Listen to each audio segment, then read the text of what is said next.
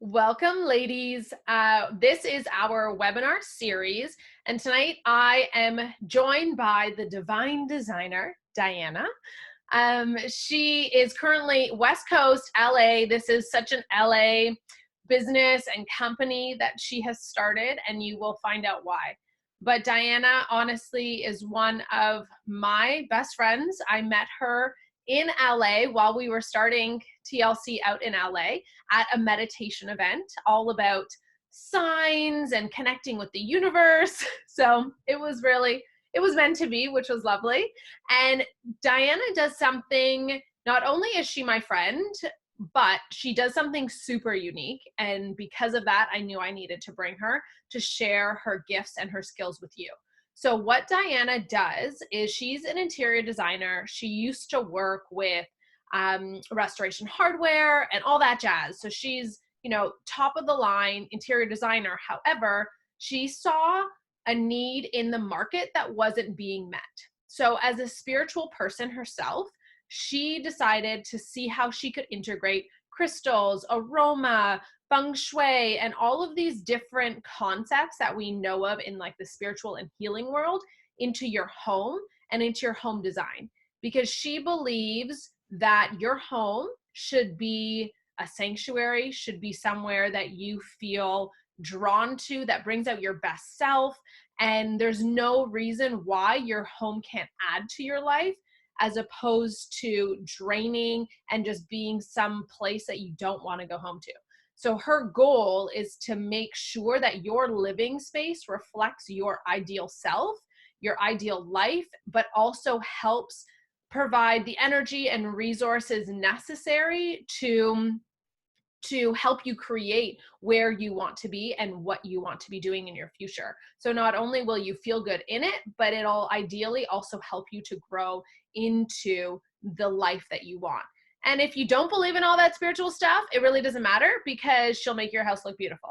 And so the rest of it is what they call a free roll. What can you do? But if you do believe in all of that, then it's awesome. So I'm going to let Diana introduce herself, tell you a little bit more about her, and then she'll give you all the nitty gritty on what you need to know to create your ideal home. Wow. Thank you, Yeah. Vanessa. Yeah. Can you hear me? Yes, I can. All right. Well, I could not have really introduced myself better than you just did. So I should just hire you to do all my marketing because that was perfect. yeah, you said it all. So Vanessa's exactly right. I mean, you know me very, very well. So I think that you nailed it. That's exactly where I come from. That's exactly what I was feeling when I wanted to start this company. And that's what I do now. So for webinars, I kind of prefer when people go through like their history and stuff at the end. So I'll save like story time and like how I really like got into this for the end of the webinar, but I want to like just get right into it. So welcome to Divine Design. Are you ready to find your own at home? Can't wait. All right.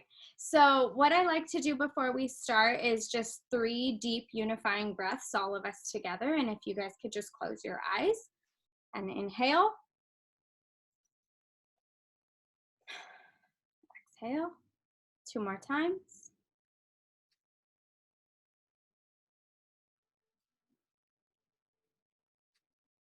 And once more.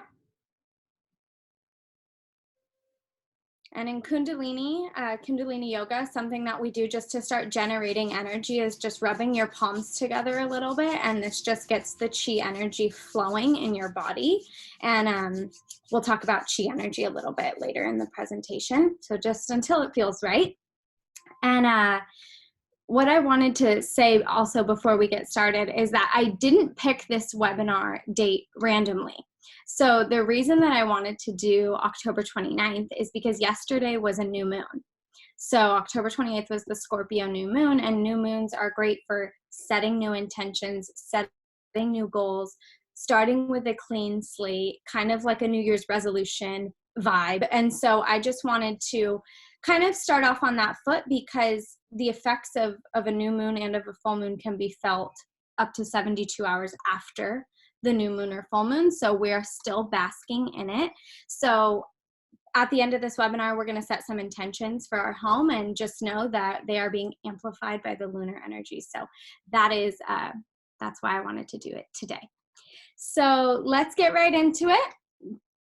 I want to set an intention at the beginning as well. So if everyone can you can close your eyes again, take a moment to reflect on your current space. Of course, we're talking about homes today, but if you feel called to focus on another space, like your office, follow your intuition. And I want you to just think of this mantra. My environment is an extension of myself. I am ready to honor it as it deserves and embrace my spaces with love. How's that feel? Good. Okay, great. All right, so what is divine design and who is the divine designer? So divine design, I'm the divine designer. Divine design is a full-scale, spiritually based interior design firm led by me, and I'm on a mission to help you find your Om at home. I do this through intuitive interior design and Feng Shui, like Vanessa said. So what is Feng Shui? That's like the number one question that I always get is, I don't even know what Feng Shui is. I've heard of it, but I have no idea what it is. So let's begin there. So Feng Shui, by definition, is an ancient Chinese system of laws governing spatial arrangement and orientation in relation to the flow of energy. Expanding on that, it's looking at your spaces and how they relate to your life and lifestyle and personality traits, and how you can make that work to benefit your life. So like we just did with our hands, that's generating chi energy. So in Feng Shui, we call energy chi. It's just a synonym. And this is that feeling that you can feel the moment you enter a space. So think about places that you love to go, like your favorite restaurant or your favorite friend's house or your favorite cafe to go work or hotel to go work at. Like, why do you like it so much? What is that feeling, that ambiance, that atmosphere that you feel the moment you walk in? And that is how you know if a space has good feng shui right off the bat. So the good news is that we all have the ability to recognize if a space is well designed and if there's good feng shui flowing through a space. We all have that natural ability via our intuition. So it's not, you know, as I got certified as a feng shui practitioner, it's not that, you know, I have this gift that nobody else has. That's not the case. We all have an intuition. We all have the ability to feel this feeling and to create spaces that make us feel that way. My goal is just to help you cultivate that ability. So that gives you a little history. And even though feng shui is primarily associated with China and Chinese philosophies, I've now begun to incorporate philosophies from across the world that basically are the same thing. So I use a lot of Indian practices and principles like Vastu design, like Kundalini yoga, I incorporate into my designs, and then also Ayurveda. So we can talk about that at the end, but that could be a whole webinar on its own. So just so you know, like there are a lot of different terminologies and a lot of different philosophies across the world, but energy is non-denominational. Energy doesn't have a geography, and you know, it's the same feeling across the world. So even though we're putting a label on it called feng shui, just know that really what we're talking about here is energy. So what is Om and how do I find it at home? That's always the next question. So Om is defined as the most sacred syllable across all languages, all religions, and all texts. So I was on a meditation last month, and it was described as the sound of saying all of our names at the same time, which I thought was really beautiful. But in relation to our homes, finding your Om, for me, represents discovering that feeling of peace and purpose and harmony and serenity and tranquility and happiness and connectedness and divinity within your soul. So when I say find your Om at home, I'm hoping that you will allow your sacred space to become a mirror for your soul. And having said that, my goal in making that sort of my motto for divine design is that I want to create high vibrational, heart-centered homes that reflect the high vibrational, heart-centered humans that live within them. So I hope that gives you a little bit of a basis of what Feng Shui is, what finding your Om is, what divine design is, and who I am as the divine designer. So let's get into how it relates to you and your home. So I want you to ask yourself a couple questions. Number one, in one word, how does my home currently make me feel? And if anybody wants to offer up a word, please do. But I just want you to think, one word, how does your home currently make you feel? Once everybody's got that, how do I wish it made me feel? How do I want my home to make me feel? What is that feeling that I want the moment I open my front door? And if your answer to number one was great, my home was already amazing, then ask yourself, how can I enhance that feeling? How can I expand upon the amazing feeling that my home already gives me? Okay. Number three, does my home support my current lifestyle and goals? So I always encourage my clients to see in metaphors. So if you come home and it's always messy, what else in your life is messy? What, how is it a mirror for who you are and how you're living your life?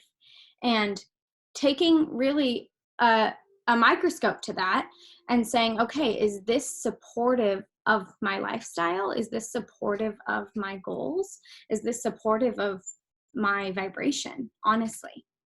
And then Nicole had mentioned this before we started, but if a friend walked into my space, would they instantly know it was mine?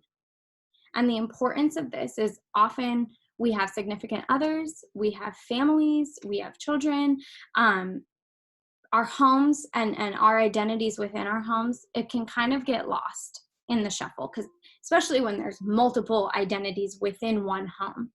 So you want to see, your home needs to be a mirror for you and for everyone living within your space.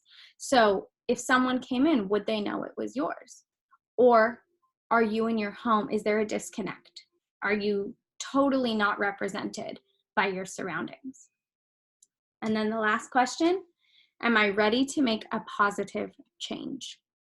And even if your home already makes you feel amazing, I think we can all commit to being ready to make a positive change.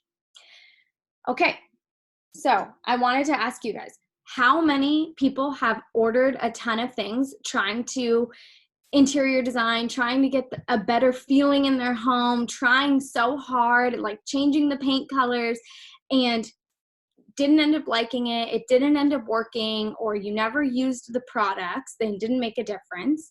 Or on the other hand, how many people have done the opposite and just have never purchased anything because it's too overwhelming? So those are like the two common things that I always hear is I just keep buying things and nothing's making me feel better, or I can't even go shopping. I don't know what to buy because I don't want to buy the wrong thing. So we're going to learn today how to sort of overcome both of those obstacles, and how to do so from a place of intention, a place of awareness, and a place of understanding that everything you buy and everything that you don't buy, there's a reason for, and that it all contributes to the aura or the overall vibration of your home. So I love this. Amazon can't deliver peace of mind. Only you can create that feeling for yourself. So you are in charge of how your home makes you feel. And if you're ordering and ordering and ordering a bunch of things trying to create that feeling, you need to remember that that feeling always starts within and then extends outwards. So we're going to talk about the Bagua map first. So it's pronounced Bagua, and this is the main tool used in Feng Shui. What this is a map that you lay over the floor plan of your home. So you'll see at the bottom a line with entry door. So I have this laminated for my consultations. So you align this with your front door and the front of your home, and you see where each gua, or each section that comprises the Bagua map, each gua, see where that falls. So maybe your travel section falls over your garage.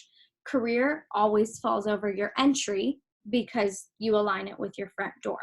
So that's something that we all have in common. But there's so many different types of floor plans that sometimes you might have an L-shaped floor plan and you're missing a section. So then there's Feng Shui remedies for how to sort of bring that section in, even though architecturally you don't have it. There's also extensions. So if you had a perfect square floor plan and then it jut out like this, then you have an extension of abundance and fame. So you'll probably experience a lot of abundance and fame while living in that floor plan. So we're going to take a look at this. I want you to think about how this relates to your home. If you have a journal or a piece of paper handy and you want to just quickly sketch your layout, or even if you can just think of it in your head, this will really help you to see where each aspect of your life is falling currently. And what's often very cool is that you'll see, oh my gosh, like I know, Vanessa, we were talking about your creativity is in your bathroom, and you were like, oh my God, that's where I take baths and think about all my ideas for TLC. So it's like these light bulbs will start turning on where you realize that you're already doing these specific aspects of your life, these activities in those areas. Like your intuition is naturally drawing you to those spaces. So, I've realized I always meditate in my wisdom corner. And I did not realize that prior to learning about the Bagua map. Or I often work and set up my desk in my abundance corner. And so there are these things that will start clicking for you as we go through this. So each gua corresponds with a different color. So you'll see purple, red, pink, all the colors. And then also with a different Feng Shui element. So there's 5 elements of Feng Shui: wood, fire, earth, water, and metal. And each gua will correspond with a different element. So when we really dive into this, you can see, okay, my abundance gua is a wood element. So I want to bring aspects of the wood element into this section of my home. So maybe that's your office. And so we're going to say, let's do a wood desk as opposed to a metal desk. Or let's bring in natural, a lot of natural plants and greenery. Like, let's bring those elements in. And then purple, maybe you go so far as to paint a wall purple, or maybe you just bring in purple accents. Maybe it's purple flowers. So there's a lot of different ways that you can enhance each of these sections of your home once you sort of realize where they fall, and we can start to play around with that. So I'm just going to show you. I wanted to add something here because I remember when I had done the Bagua map with you, and we talked about balconies or like overhead outdoors. Can you explain how those are added into the Bagua map? Sure, great question. So let me keep it on this slide. So for example, in the upper left-hand corner where there's those 2 French doors, that is actually a balcony. And so the reason that it's included though is because it's covered. So if the roof line covers the section, you can go ahead and include it in your layout. Yeah. If no roof and it's just an exposed balcony, I wouldn't include that because it's not technically a structural part of your layout. So in terms of Feng Shui. So that's a great question.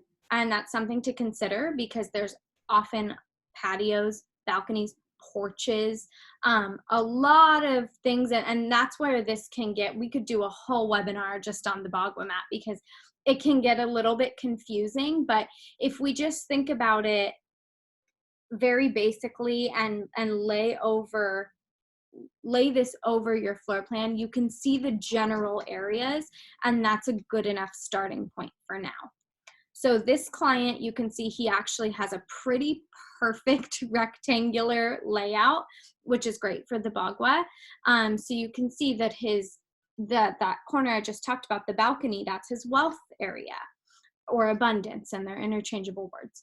And then the back of the room would be fame. The upper right is love. That happens to be a closet. So I have to figure out, that's the earth element. So how to bring in the earth element into a closet. So it's things like that. So I just wanted you to see it next to a real layout so you can kind of start to piece it together in your mind, how you would lay it over a real floor plan and see where things fall. And then there are different ways to enhance each of these sections. So let's take career, because we all have that in common. So you always line up the career gua with your front door. And this is represented by the color black or tones of black, like dark grays, charcoals, and blacks. And this is the water element. So it's really important to have some type of water element in your entry. So this could be quite literally a water fountain, an aquarium. It can also be more symbolic, like a artwork or a painting of water. It could be a blue wallpaper that represents water. It could be a mirror, because mirror is reflective, and in Feng Shui, that symbolizes the water element. So we can get really creative with these types of things, and think outside of the box. And, because everybody's floor plan is different, sometimes you can't have an aquarium right at your entry. And so there are ways that we can, speak to each gua as it pertains to your home. So going into the wisdom gua, for example, spirituality, knowledge, this is where you want to keep all of your books, your meditation, even if you want to have like journaling and anything. If you're a student, if you want to put a desk here, and this is where you do your homework, like this is knowledge, this is spirituality, this is wisdom. I've done floor plans where we just put like a chase lounge and a bookshelf, and that is all, that fits, and that's all you really need. It's what the intention is behind it. So you get to decide what spirituality, wisdom, and knowledge means to you, and you get to decide how you want to enhance that within your home. And then going up to family. So this is the wood element. This is the color green. So wherever your family section falls, you want to bring in hints of green. You want, again, with the wood, you want to bring in hints of wood. You want to bring in things that represent family for you. So maybe this is framed photos. Maybe this is where you do a gallery wall. Maybe this is your living room, and that's perfect. In this, you have a big couch to accommodate your entire family. So like I said, you get to decide how you want each gua represented in your home. So that's kind of the fun part is, if you want to start like talking about manifestation, let's say for family, you want a baby soon, you can put things in this section that are symbolic to you of creating a family. And so you can really start to dive deep into this and use it as a tool for manifestation, which I would say is like level 2 of the bagua. But for now, it's really just identifying where each of these sections fall and how to create a general enhancements in each area. And then health. So that's always at the center of the home or of the space. And this is represented by yellow. You want this space lit up. So lots of lighting, lots of plants, living things. Again, you could do a fish or aquarium here. Anything that represents health to you. Maybe it's you keep your yoga mats here or your running shoes here. Maybe it's maybe it falls in your kitchen, and that would be a great time to edit your pantry and your fridge and start placing things that represent who your higher, healthier self is in this section of your home. So maybe it's you make a shelf for vitamins, and it's all very symbolic, and so you get to set intentions as you do this work. It becomes truly, like I say, a moving meditation. And then the travel section, this is dark grays and the metal element. So oftentimes in floor plans, the travel section falls in the garage, which works pretty nicely because this is where you can keep luggage and cars, and that might relate to you. It might not. In my home, the travel section is my dining room.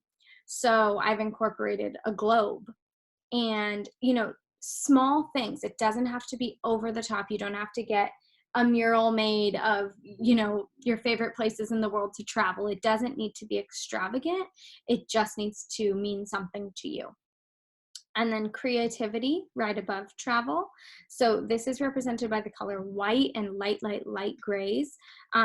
This is also creativity and children is kind of, you'll see if you go Google the Bagua map online, that some wording can change, but creativity. So this is where you want to, maybe do some brainstorming for your business. This is, if you have children, maybe this is where they do arts and crafts. This is where, you whatever creative outlet you have, maybe you're a dancer. You can make a dedicated area of your house in this squad to do dancing. Like it can be however it relates to your life.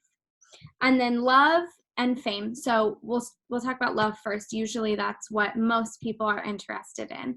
So the love gua is represented by the color pink and by the earth element. So for the earth element, it can kind of get confusing, earth and wood, because wood is a lot of plants and wooden things like trees. Earth, you can also use things like that, but the best way to describe earth is contain, like a container. So the earth contains all of us. So you want to think about items that can contain things. So baskets, vases, anything that's supportive, anything that's grounding.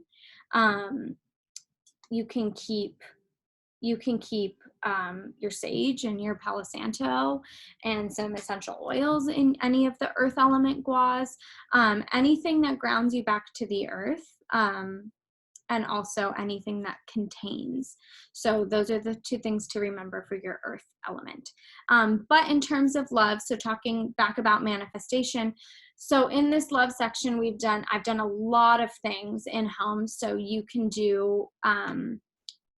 actually do like vision boards up in each of these sections. So I've had women who have put like their dream soulmate and their dream engagement ring and wedding, like little symbolic, pictures in this section.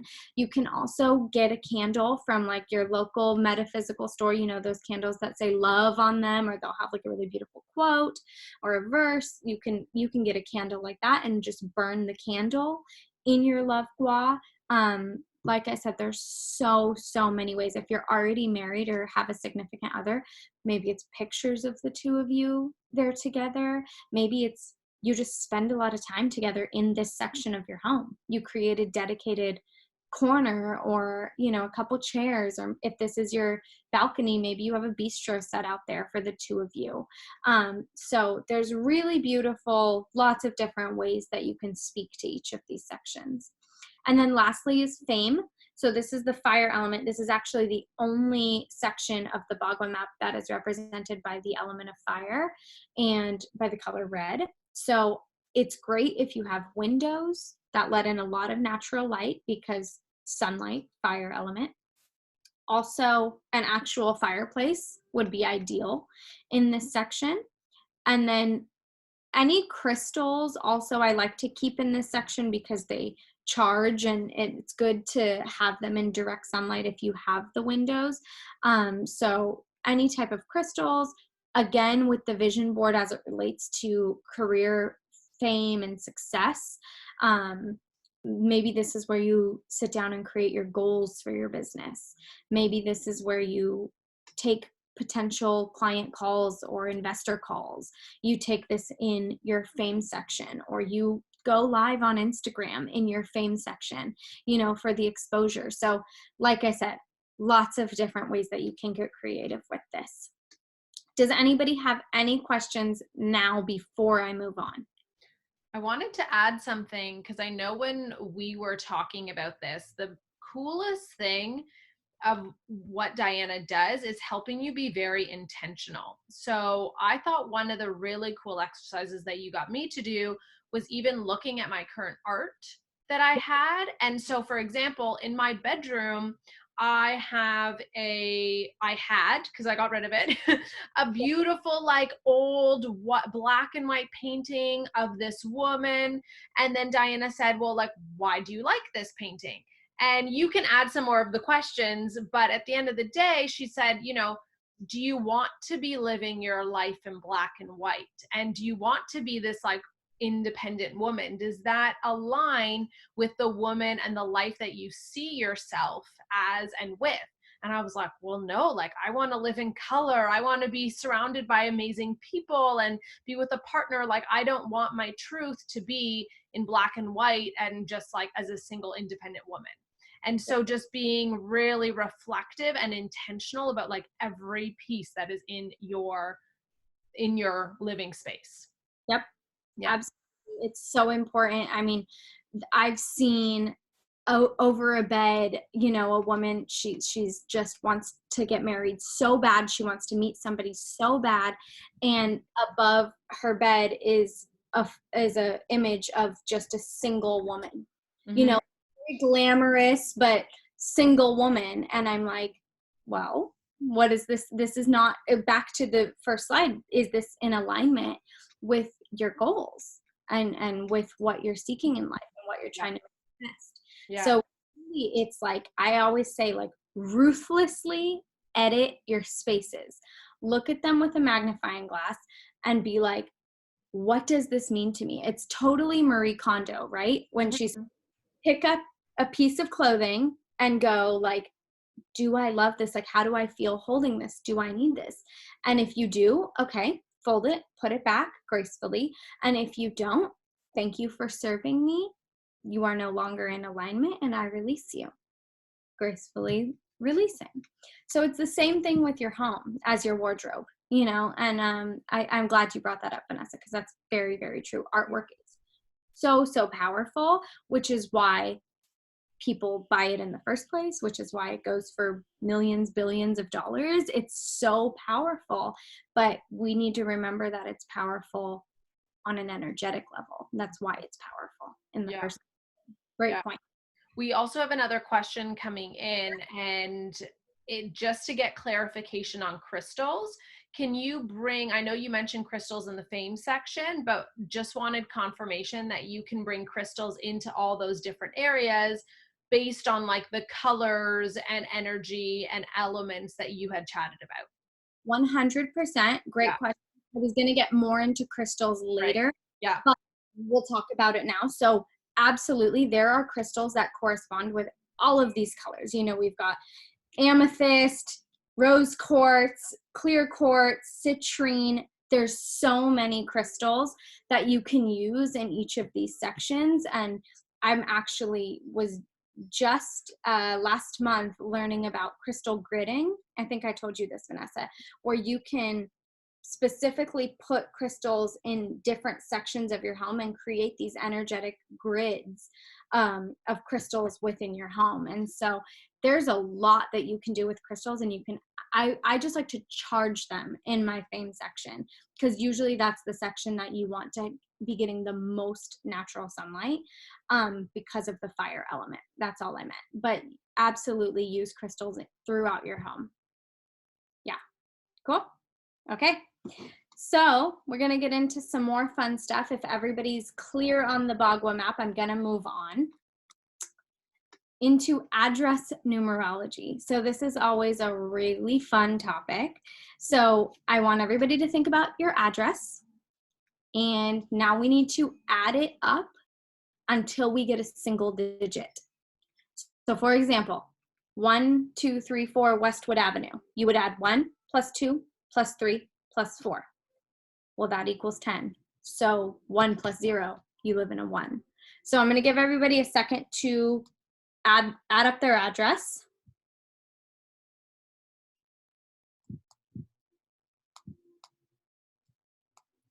Vanessa, you're in a 9, right?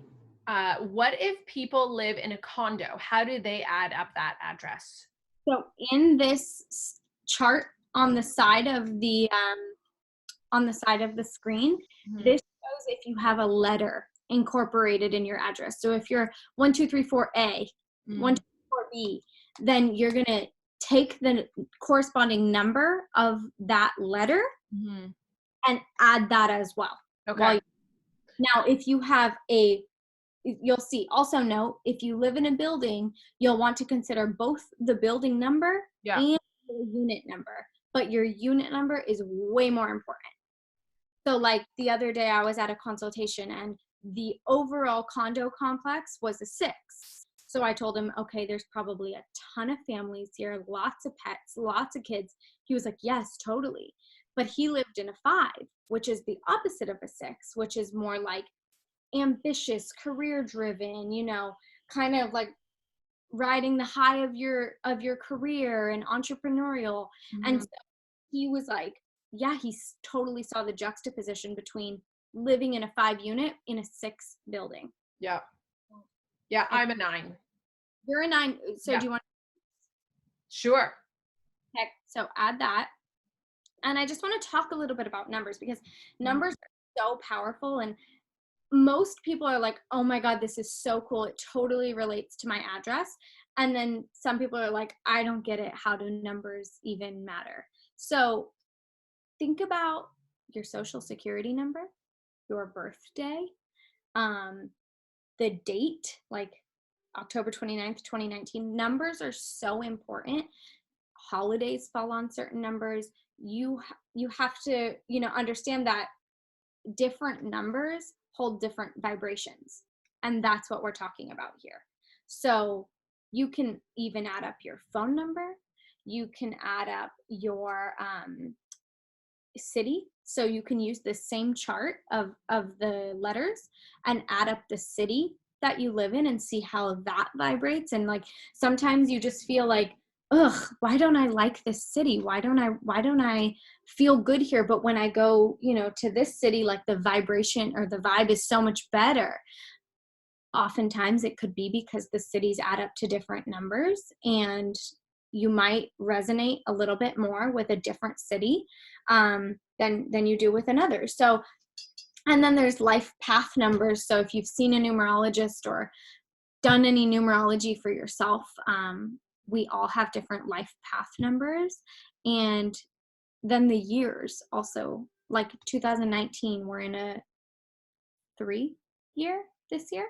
So you'd want to take your life path number, which is just the month and day of your birthday, and add it with 2019. And then that'll tell you what year path you're on. I know I'm getting way down the rabbit hole for some people, but there's a lot of really fun things that you can do with numbers, and they'll show you, certain parts of your life and why things are happening the way that they're happening. Oftentimes, if you're in a 9 year, you'll quit your job, you'll move, you'll end a relationship, and then the next year is a 1 year, it's all new beginnings. And so as it relates to your home, though, let's just focus on that. So once you have your number, it only goes 1 through 9, because then of course you have to add to get a single digit. So 1, 2, 3, 4, 5, 6, 7, 8, 9. However, if it adds up to an 11 or a 22, just make a note of that, because those are master numbers. So I'm going to go through each of the numbers for you guys. If it's not your number, just sit tight and listen. But if it is your number, then I'm going to tell you what it means. So if you live in a 1, this is all about individuality, independence, and freedom. It's going to be a very ambitious energy, lots of leadership and entrepreneurship. And again, lots of new beginnings and optimistic endeavors. So this is a great home if you work from home, because it's very entrepreneurial, it's very independent. You'll have a lot of discipline working in this home if you work from home. Negatives, I don't like to say negatives, but on the other side of the spectrum, you have to be careful of becoming too introverted when you live in a 1. And it's a good idea to have a pet for companionship because it can get a little bit lonely. And also be mindful of selfish tendencies while in a 1, because you're going to be very 1-centered. So more coming back to, you know, the highest good for all versus the highest good for me. So that's something you'll always want to come back to in this home. 2s. This is a very naturally balanced home because we've got the yin and the yang. And so that's a very well balanced home. And you'll start to see that 1 is opposite of 2, 3 is opposite of 4, 5 is opposite of 6, etc. So this is a very supportive home for couples or for best friends, roommates. New families also will do really well here, like newlyweds. This is a great supportive environment for that. Also a very emotionally expressive home, very affectionate and loving, which also good for newlyweds, couples, best friends. Very emotionally expressive and affectionate. On the other hand, feelings, because it's so emotional, it could become a hypersensitive environment. So it's important to just ground yourself and stay in your lane, because it could get a little bit too sensitive in this environment. Need to proactively ground your energy and be sure that you're setting clear boundaries with yourself and with others in this space, because you can get so caught up in the togetherness that it can turn into codependency. So you want to pull a little of that energy from the 1 and make sure that you're just maintaining that independence and those boundaries. Okay, 3s. So this is like the fun social house where everybody comes for the Super Bowl and parties, and this is a really fun, lively social home. Lots of gatherings here, and it has a very creative and artistic vibration. So really great if you're in one of those creative artistic fields. This is going to be a very supportive environment for you. I also love 3s because it's the mind, body, soul trinity. So it's also balanced, like a 2 is balanced, but 3s are also balanced because of the mind, body, soul. And then on the other side, you want to be mindful of your finances in this home. Overspending is a trend in a 3 because you just want to have fun. You just want to have people over and have big parties. And so just be mindful of finances in this home, and remember to focus on your priorities. So it's work hard, play hard, and actively seek balance in your schedule here, because it's going to get very easy to opt for the fun and forget that you have obligations in your schedule.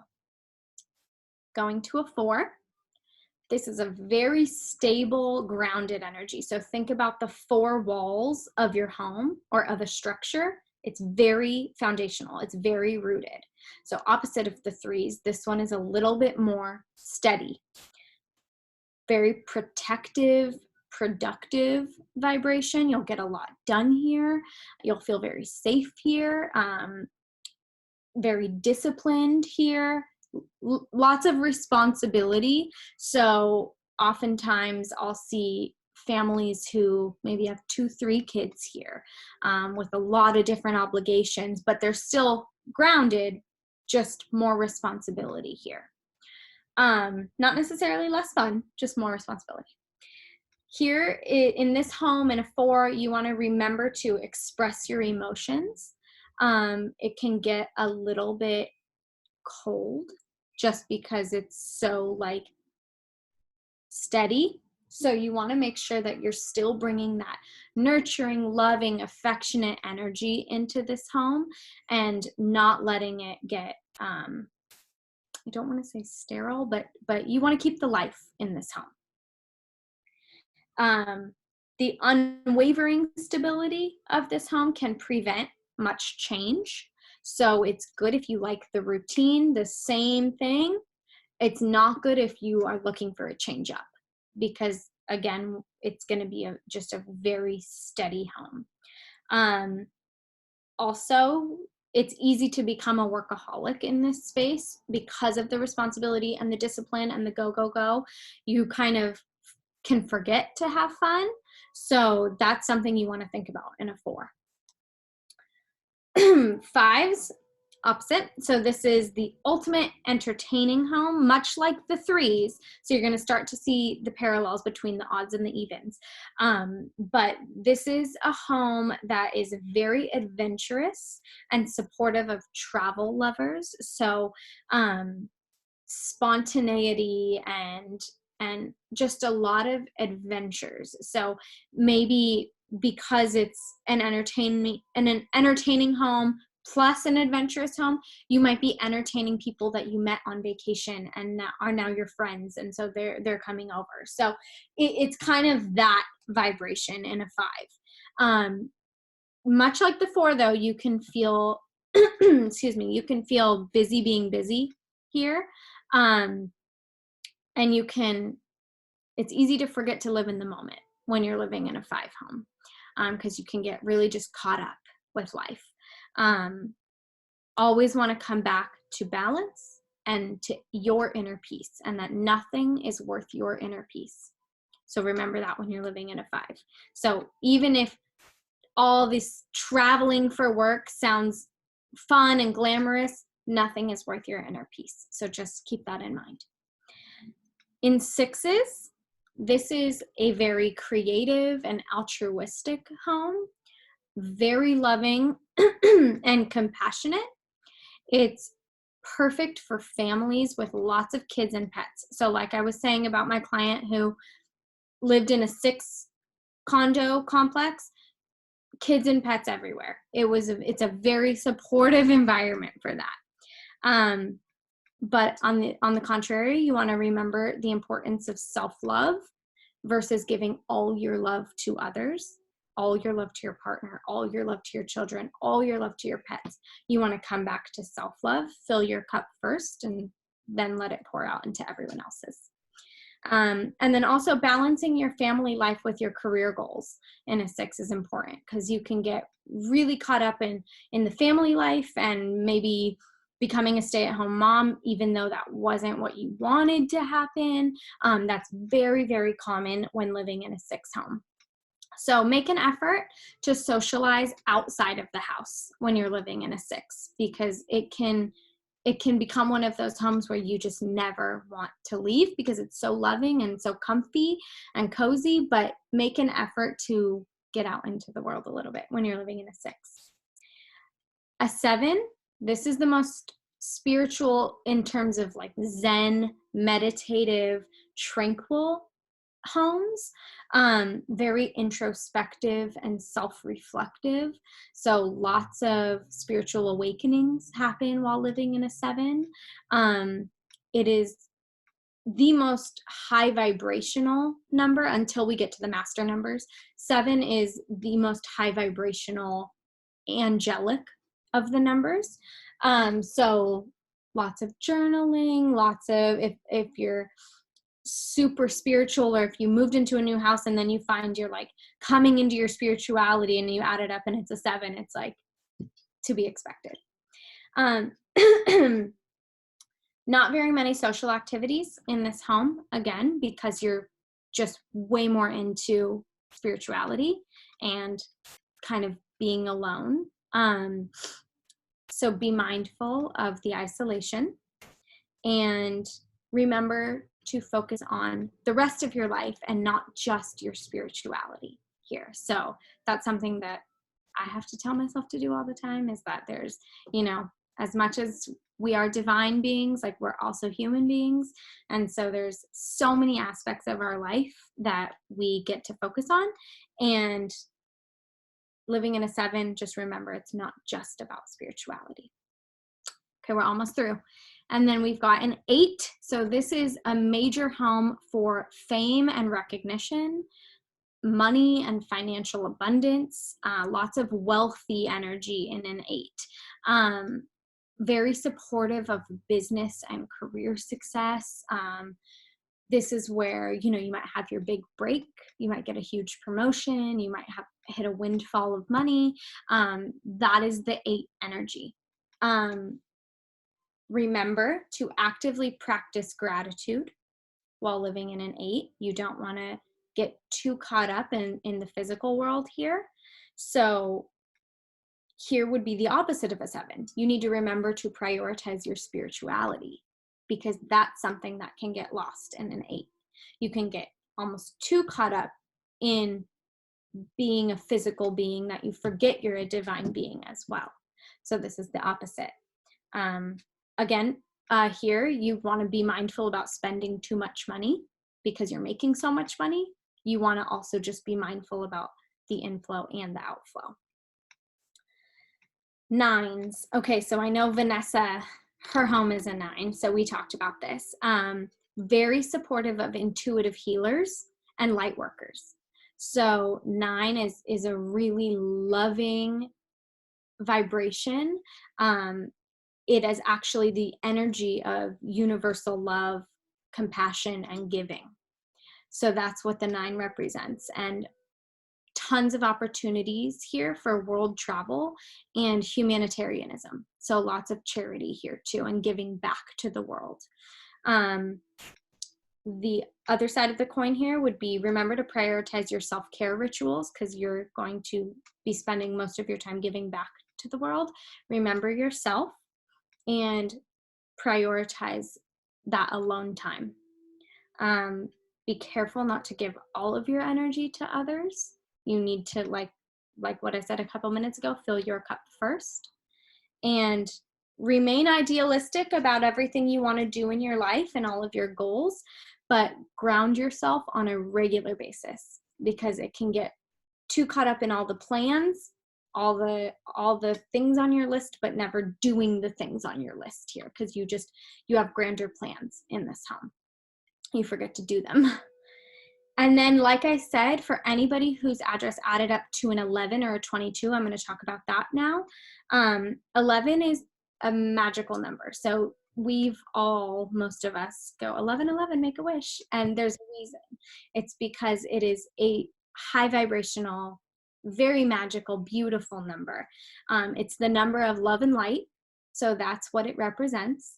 And it encourages growth and innovation and inspiration and spirituality. It's the epitome of intuition and inspiration, like I said. So this is where, everything in your life is like just culminating, like so beautifully. This is also a number that's supportive of spiritual partnerships. So this is meeting, your soulmate, your spiritual partner, like Gary Zukov says, and just finding your alignment in this while living in this address is very easy to do, because it's just a supportive vibration for that. And then a 22. So 22 is also a master number. This is the master number of stability. This supports entrepreneurial aspirations very, very well, and it encourages strength, power, and growth. Like I said, because of the stability, it grounds all aspects of your life. So family, love, career, it's a very grounding energy. Also very stable when it comes to finances, when it comes to family and spirituality, marriage. It's just a very stable, grounded energy. And those are sort of the overviews of each number that you could potentially live in. So does anybody have any questions? And if you want any of that information, again, go to my Instagram at The Divine Designer, and I have a highlight bubble called Numbers. You can see all of this that I just said. Does anyone have questions? It looks like there are some. So with the life path, when you're adding up like month, day, year, So June is 14.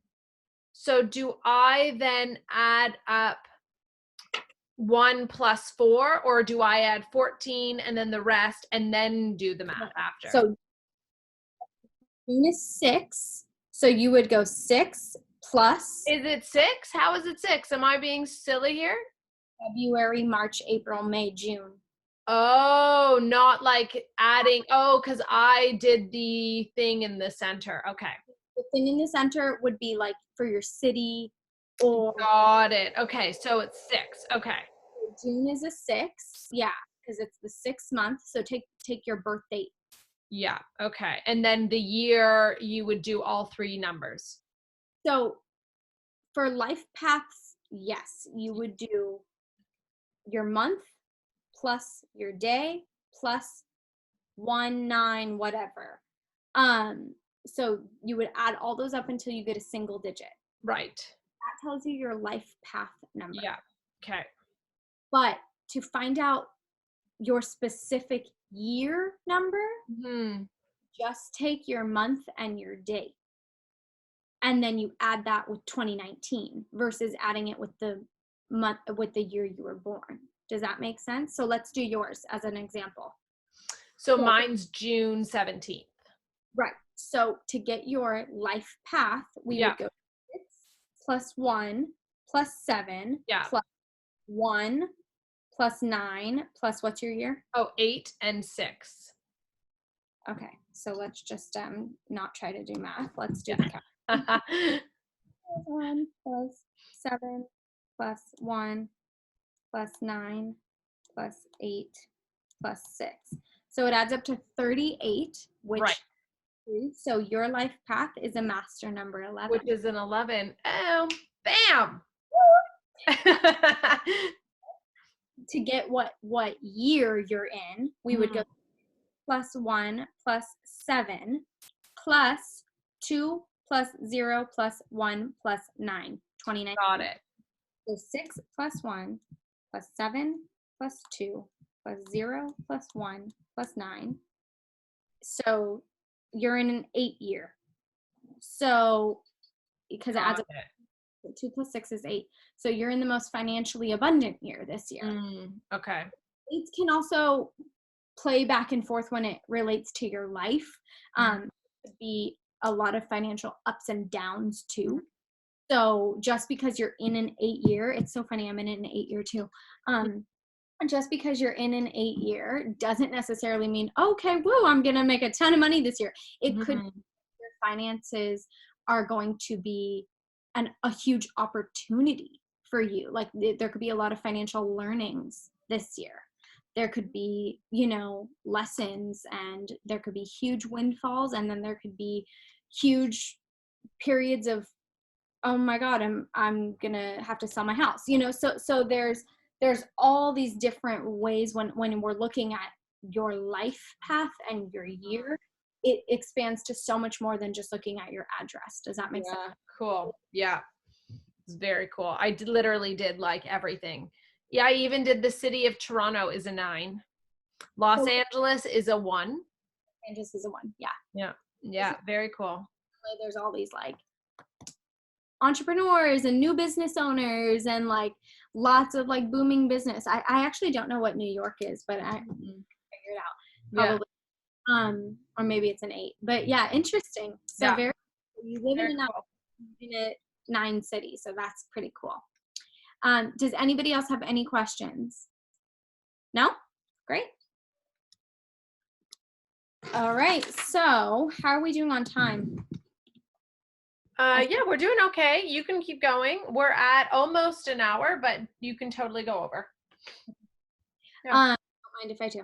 Yeah. So I want to talk about a couple interior therapies. So when looking at all the beyond Feng Shui, beyond address numerology, there are so many other ways that we can bring spirituality into our homes and just bring well-being into our homes. And this is sort of a way that makes it not so woo-woo if you're not like quite there with the numerology and the Feng Shui. Like, this is a very practical, applicable way to bring a state of well-being and bring certain aspects of honestly, like holistic health into your home.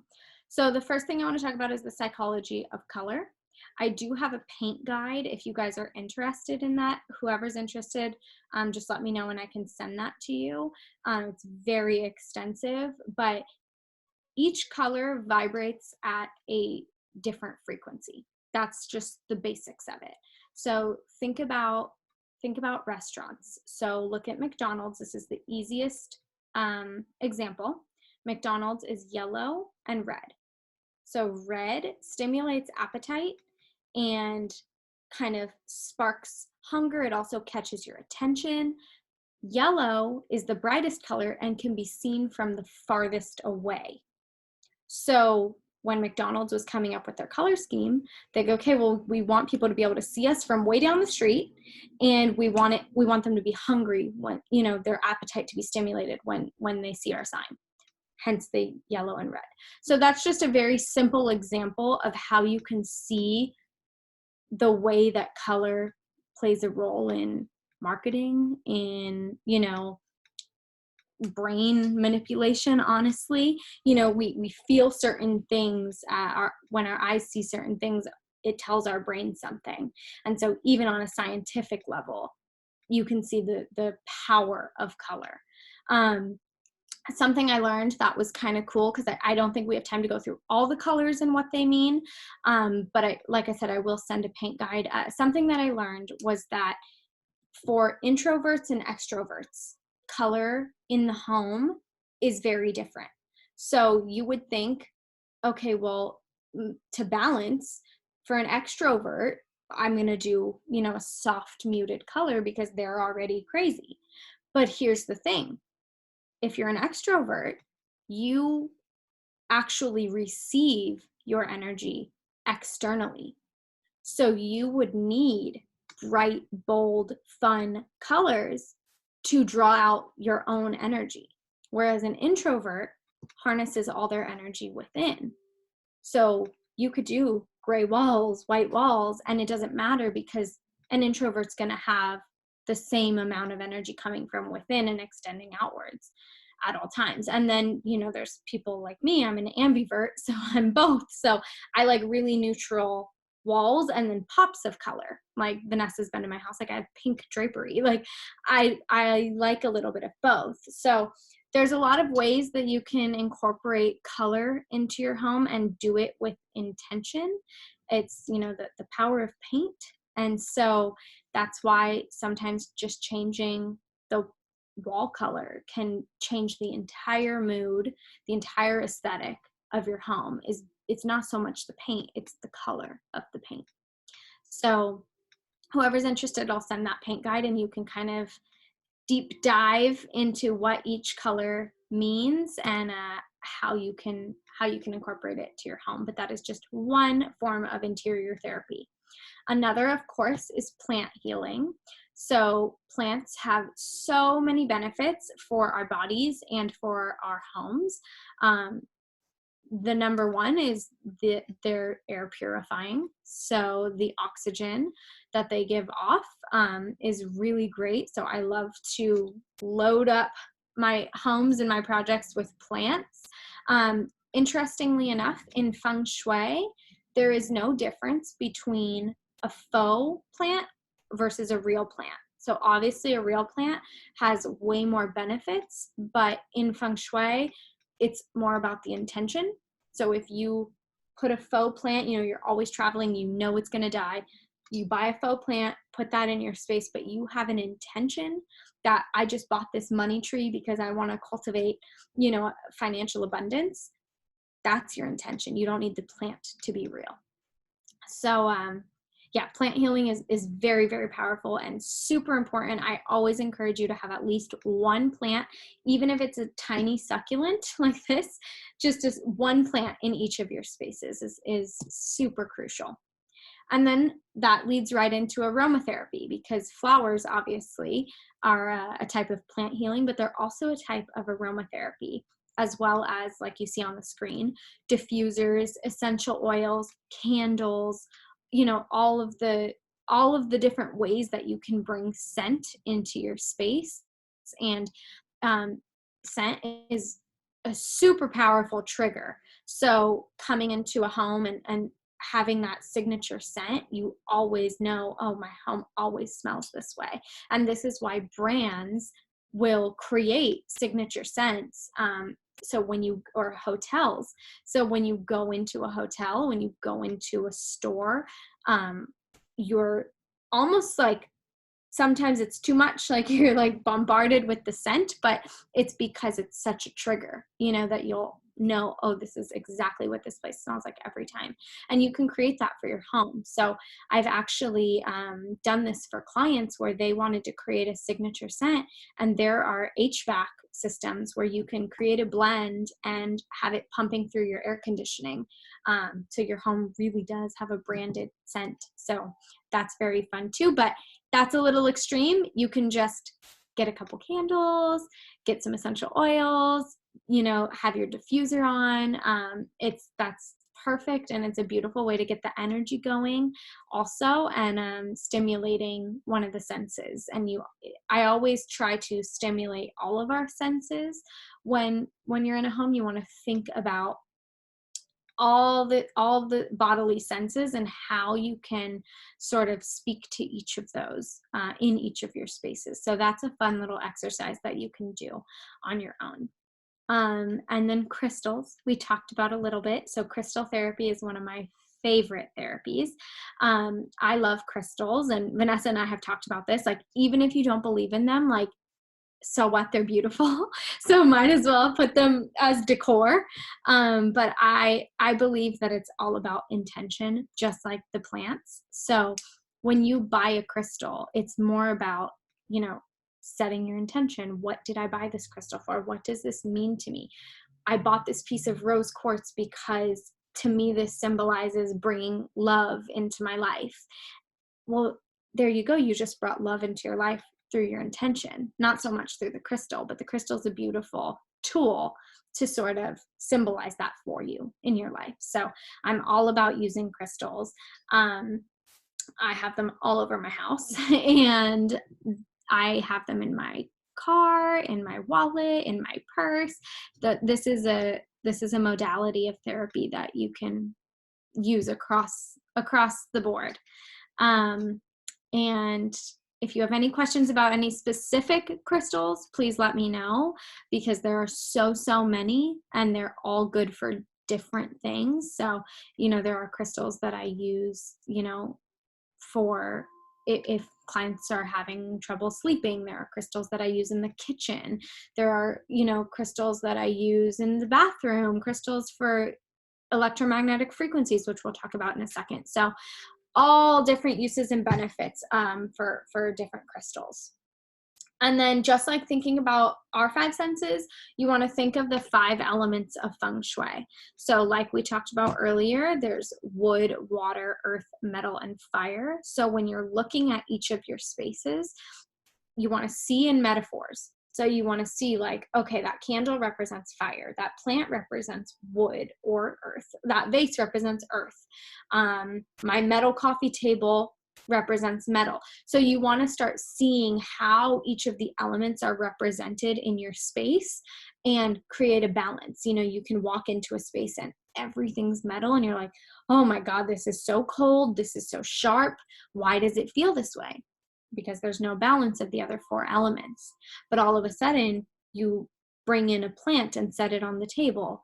You bring in, a rug and lay it on the ground to ground the space. You bring in a candle for fire. And, all of a sudden you start creating this balanced and well-rounded elemental space. And that's when you can look at the principles of yin and yang. So most of us have heard about yin and yang. So if you look at your space, and yin is very soft and warm and cozy and dark, and neutral walls or dark walls and lots of blankets, and maybe it's like a fluffy rug, and that is a very yin space. That's just super cozy, quiet and calm.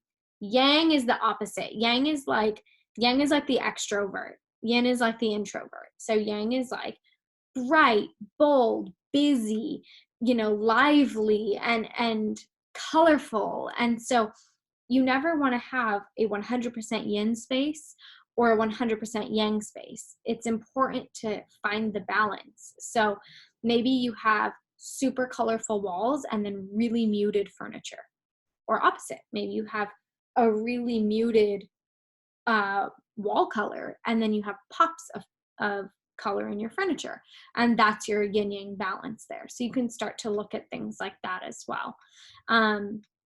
Sound healing, that's also one of my favorites. So I do a lot of sound baths for physical healing, but I love using sound to heal the home. So I actually have some spa music on right now, but I also have my Tibetan bowls, and I'll do some sound healing. I have bells. You can also just put on a playlist and listen to music, and that is sound healing for you and your home. So there are tons of ways to incorporate sound healing into your home. I've done Bluetooth speakers in rooms where, you can constantly have music streaming in your home. And that's just so therapeutic in itself. So important to think about, and also how it affects the sense of hearing as well. So you can see it's multi-beneficial. And then EMF. So this is something that I was just posting about on my Instagram, and some people were super confused, some people weren't. So EMF is electromagnetic frequencies. So these are all the frequencies and buzzing and energies that are given off by our electronics, phones, laptops, Wi-Fi, outlets, switch plates, chandeliers. There's so much energy that comes off of this electrical equipment, and you want to be super mindful of, is my bed up against a wall that has a ton of switches, a ton of lights, outlets, wiring? That's probably not a good idea. It's just like they say, don't sleep with your iPhone next to your head. It's the same type of idea. So I have this fun little gadget that I'll do in my clients' homes, and let me turn it on. This is an EMF reader, and it's not some crazy ghost hunting thing. It's that I'll scan it along the walls, kind of like a stud finder, and it will find concentrations of electricity and electromagnetic energy. And what I'll do is, let's say that there is a high concentration in a certain area, I'm going to make sure that the client's bed is not against that wall, or I'm going to make sure that, they're not, like their head isn't near there, or maybe that it's not near a shower where there's water and that could potentially be dangerous. So that's what I use this for, but it is a form of therapy because you can make adjustments to your furniture based on the EMF. And additionally, you can update your light switches to low voltage LEDs so that you have less electricity buzzing and running through your home. I also have a product that I use. It's a Wi-Fi timer, and at night it shuts off the Wi-Fi in your whole house. So one of my clients told me about this. It shuts off the Wi-Fi in your whole house so that when you're sleeping, it's not buzzing with electricity around you. So that's pretty cool.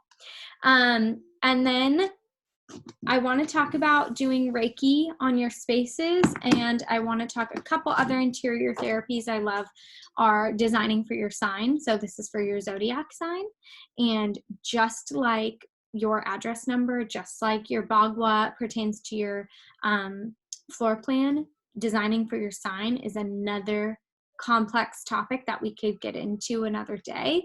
But you can really look at your astrological sign and also see the element that your sign corresponds to, and see how to enhance your natural tendencies, your natural preferences, your natural abilities, and how to sort of speak to your sign through your design. And then design for your dosha. So this is an Ayurvedic principle. So Vanessa and I were actually just playing around with the Ayurvedic doshas last month. And there's Pitta, Kapha, and Vata. And those are the 3 doshas of Ayurveda. And so what this typically pertains to is your diet. However, I've started to bring it into the home. So when designing for your dosha, there's a quiz on my Instagram you guys can go take and find out what your dosha is. But designing for your dosha is just like designing for your zodiac. So everybody has a different dosha. And it's important to know if you are a fiery, go, go, go entrepreneurial person, I'm going to need to balance you out with some soft, cozy textural pieces so that you have a space to relax. So this is where your dosha can come into it. And so that's another form of interior therapy. So before we conclude, I want to talk about how to do Reiki on your spaces. So Vanessa, I know you've gotten Reiki. I know you've actually gotten certified as a Reiki practitioner, which is very cool. But you can apply the principles of Reiki to your spaces. So Reiki basically balances out the body's chakra system, right? So we've got all 7 chakras, and I want to teach you how to use your chakras to not only raise your vibration, but to raise the vibration of your overall home. And this is an exercise you could do once every couple months, once a week, once a month, once a day. It's up to you and what your space needs. But let's do this as a meditation. So I want everybody to think of one space in your home and close your eyes. And we're going to start at the root chakra. And this is located at the base of your spine. You can also feel it into the bottom of your feet and visualize the color red. Thinking about this space, I want you to ask yourself, is this space grounded? For example, is there a large area rug or appropriately weighted furniture? Do I feel that this space is grounded? Moving up to your sacral chakra, this is located near your pelvis, and I want you to visualize the color orange. Ask yourself, is this space aesthetically appealing? Is there visual interest, symmetry, and stimulation? Am I attracted to what I see?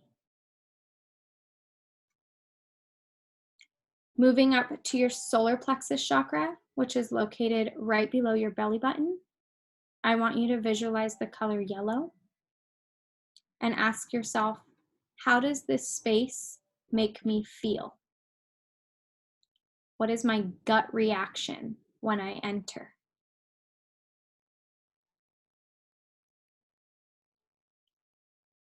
Coming up to your heart chakra, visualizing the color green.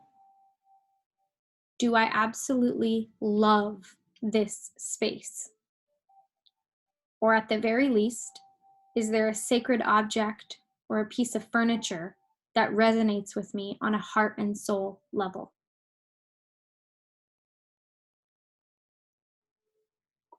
Coming up to your throat chakra, I want you to visualize a dark blue. What is this space communicating? For example, a dining room tells you it's a dining room through a table and chairs. Is this room telling you what it is?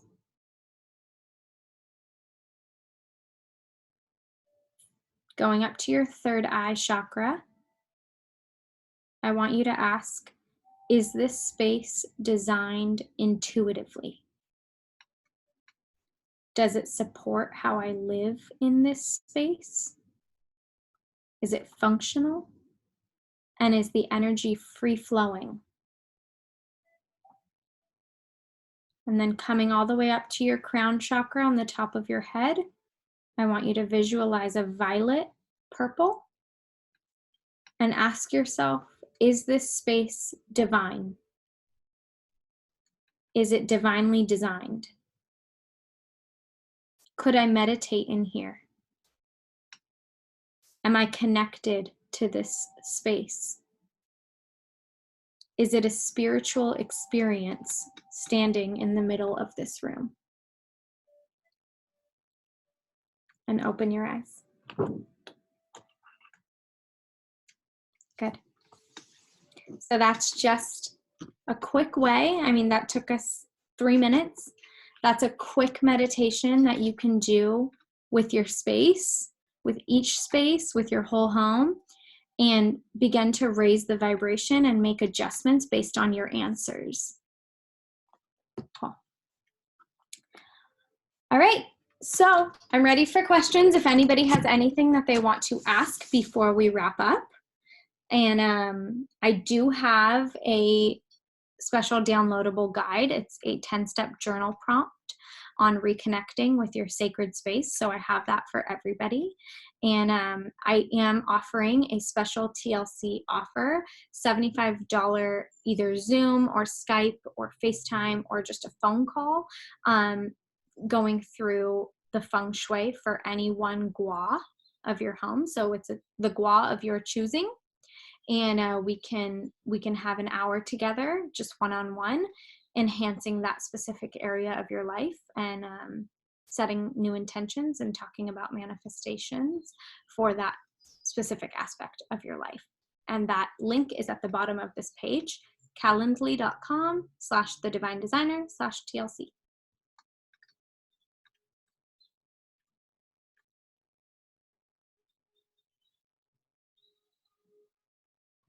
We have some questions coming in. So when looking for a new place, how do you recommend taking all this into consideration when making your decision? I would try not to get overwhelmed Mm-hmm. by all this information and go based on your intuition and your gut feeling first. So the first thing you want to do is, okay, how does this place make me feel? Do I love this home? Because if you love this home, then nothing else matters. Mm-hmm. That's honestly the truth. So Feng Shui is to help you enhance a space, but it's not if you already, loving a home is the best Feng Shui remedy there is. That's all you need. Mm-hmm. It's fun once you decide, I love this space, I want to move here. Okay, what's the address add up to? Okay, that's going to be interesting living here. Mm-hmm. Or let me lay the Bagua map over it. Okay, so, maybe I'm not going to be traveling much here because my travel gua is missing. So those are things that for me would come after the fact, after the emotion, after that initial vibration of what you feel intuitively. Mm-hmm. And then on the other hand, if you walk into a space and you're like, God, I'm really not feeling this, but my husband loves this home. Now, okay, let me do a little bit, let me do some research. Let me look at the Bagua. Let me add up the address number. Even, things like directional influence are a big thing in Feng Shui. So is this south facing, north facing? You can really start looking at all of those things to see, like, why don't I love this house? Or why do I love this house? But for me, that would always come after your intuition. Cool. Let's see some more questions coming in. Oh, okay. So a lot of great feedback. Obviously, there's so much information that you gave us. It's amazing because I think regardless, someone will take something out of this presentation to implement. So thank you so much for taking the time to go through all of this. It's so valuable.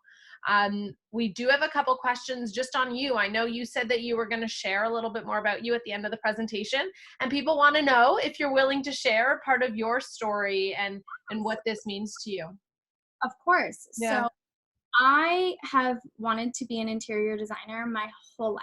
So I was like 5 years old and driving in the car with my brothers and sisters, and they would be pointing out like, oh, mommy, look at the dog. And I'd be like, who cares about that dog? Look at that building. And like, my parents are like, what in the world? She's obsessed with architecture and buildings. And, you know, my mom would say, okay, sweetie, you have a birthday party to go to this weekend for, you know, your friend on Saturday. And I'd say, no, I don't really want to go. I'm going to stay home and rearrange the furniture. She's like, what?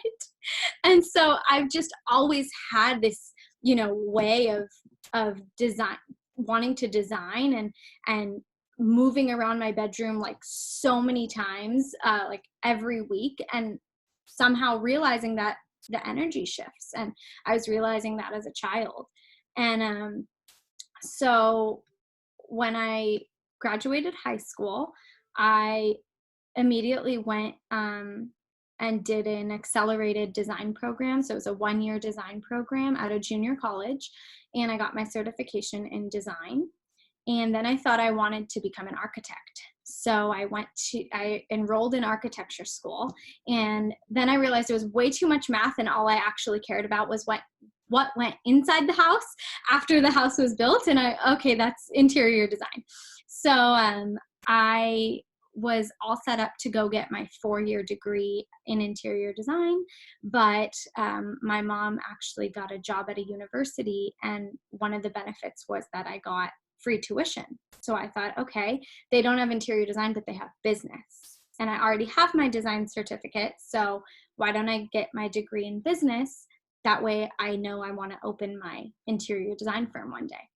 So that's what I did. And one of the best things I've ever done in my life was study abroad. And I lived in Paris while I was getting my degree in business. And while I lived in Paris, I studied art, architecture, and design in Europe. And so that was super influential for me, just to see all the different styles and genres of design and how it truly does affect the culture and affects the neighborhood, it affects the environment. And I really got to see this completely different than America, you know, this old versus new take on how our environments affect us. And when I came back from that, I decided to go work at a design and construction firm in Calabasas, California. And so I was just a design assistant, didn't really know much, but I was excited to learn. And I worked there for about 2 years. And then I became the one of the first associate designers for Restoration Hardware. I don't know if you guys have that in Toronto. Yeah. Okay.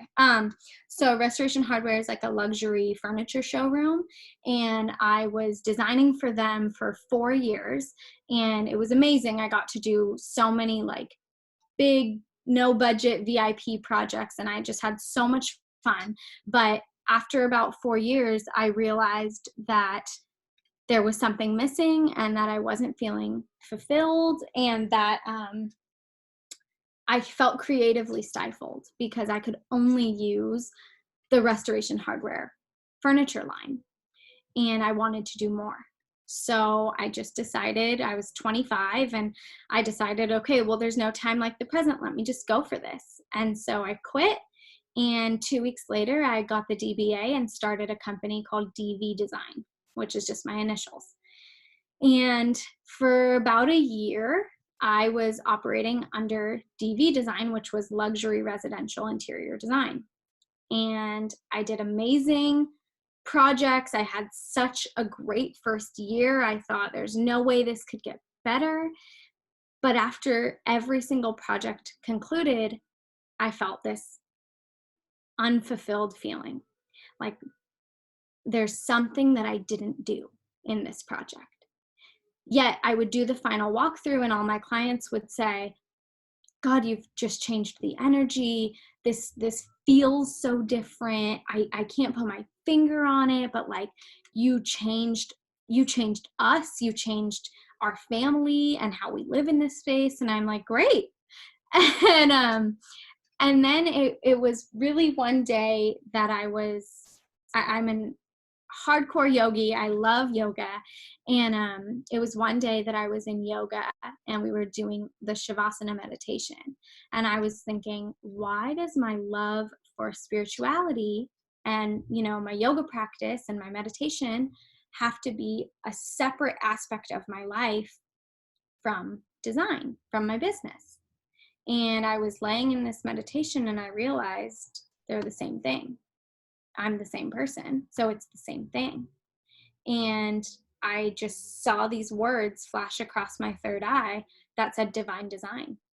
And I jumped out of Shavasana and I ran to my phone and I just started writing divine design, and I am the divine designer. And I was just channeling. I was just getting these downloads like, this is what I'm going to do. I'm going to incorporate meditation. I'm going to sit with clients in their space and meditate.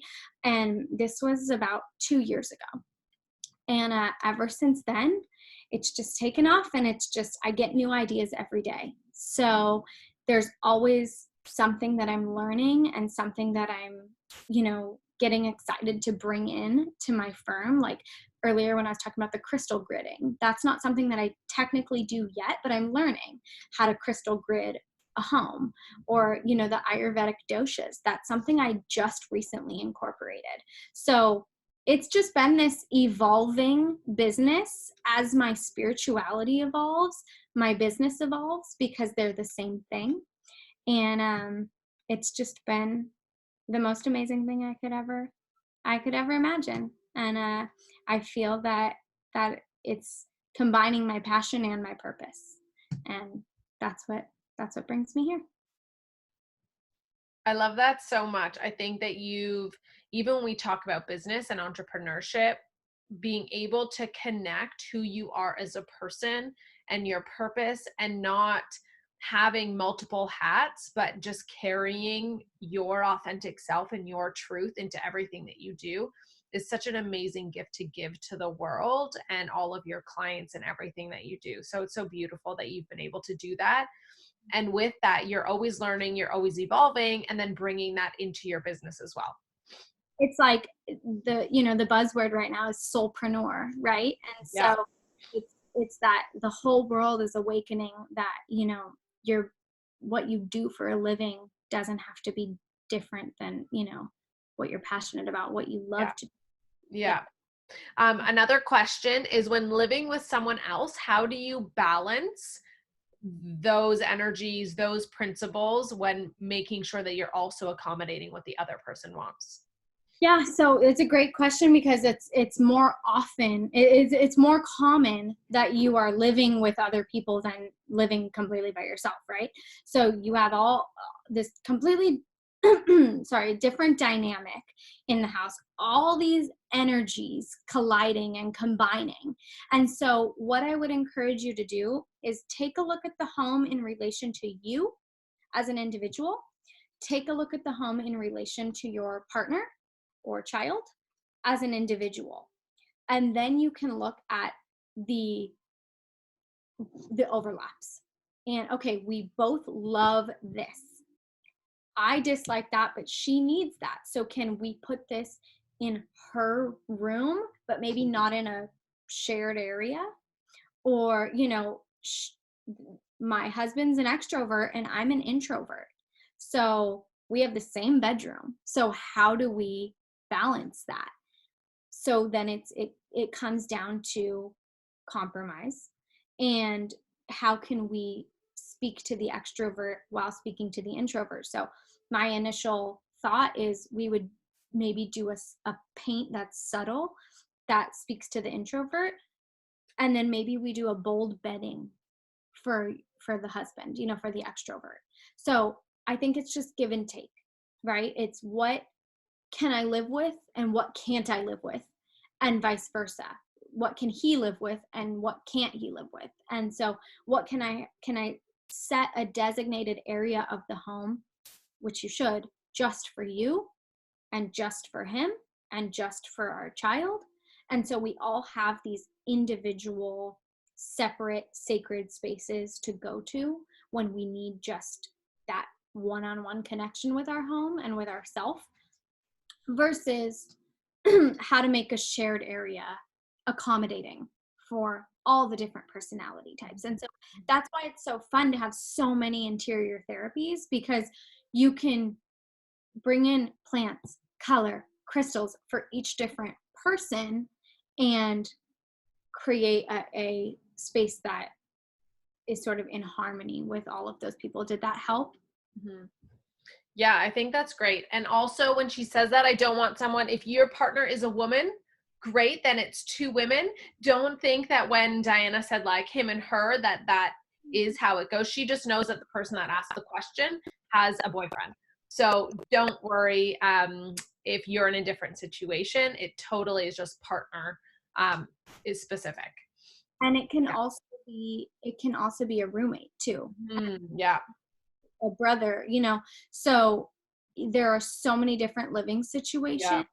It could be a single mom and her daughter. And so there are so many different situations Great where point. Yeah. you just have to look at yours and then figure it out from there. Yeah.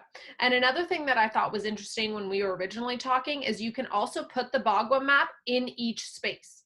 Yep. So like if you wanted to put the Bagua just in your room, like you can take it to the next level and do that also. Yeah, it's actually the Bagua. Once you start playing with it, it can be super fun because you put this on your desk and put symbolic items on your desk for each of the guas. You can hold it vertically on your closet and be like, okay, what do I want? I want my work stuff in abundance. So it's really diverse. Yeah. Yeah, I love that. Awesome. Well, I know we have gone way over making sure to give you ladies all of the information we could. Honestly, as you can see, Diana could literally talk about this forever, and there's so much to know. So if you have more questions, you want to go in deep, dig deep, chat with Diana one-on-one and or incorporate her in your planning. If you're building a home, if you want to design your whole home, reach out to her. She is all over. She has clients all over the US, Canada, so she can do things virtually. She can come see you.